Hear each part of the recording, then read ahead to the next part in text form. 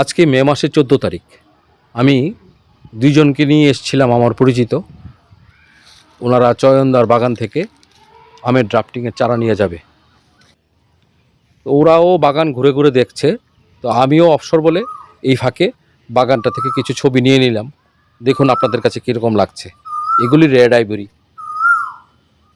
এখানে এই বাগানে বিভিন্ন প্রজাতির আম আছে। রেড আইভরি আছে, যাকে আমরা চ্যাংমাই বলি, রেড পালমার আছে, কিউজাই আছে, চাকাপাত আছে, আলফানসো, অস্টিন, নামডকমাই, কাটিমন, ব্যানানা, এরকম বিভিন্ন প্রজাতির আমের গাছ আছে।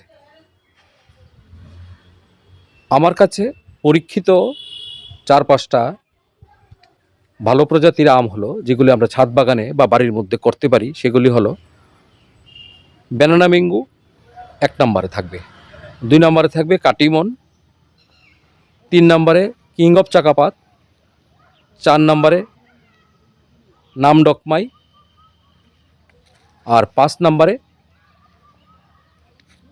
চ্যাংমাই বা রেড আইভরি অথবা রেড পালমার, যে কোনো একটা।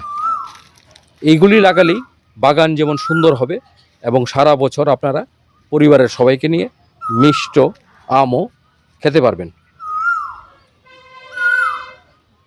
দেখুন, এটা রেড আইভরি, কি সুন্দর কালার এসছে দেখুন আমটার মধ্যে। এরকম সুন্দর সুন্দর আমের চারা নিতে গেলে আমরা চয়ন কুমার চাকমার বাগান থেকে অবশ্যই কালেক্ট করতে পারি। ওনার গাছগুলি 5-6 বছরের পুরনো এবং সেখান থেকে পরীক্ষিত গাছ থেকে উনি সায়ন নিয়ে ভালো ড্রাফটিং করেছে। দেখুন কি সুন্দর আমের কালার আসছে, দেখুন কি সুন্দর। আপনাদের কাছে কীরকম লাগলো অবশ্যই কমেন্টস করে জানাবেন। এটা ব্যানানা ম্যাঙ্গো গাছ। ভালো লাগলে অবশ্যই এটা লাইক দেবেন, শেয়ার করবেন এবং এক নজরে ব্লগের পাশে থাকবেন, সাবস্ক্রাইব করে বেল আইকনটি অন করে। গাছ লাগান এবং সবুজের পাশে থাকুন।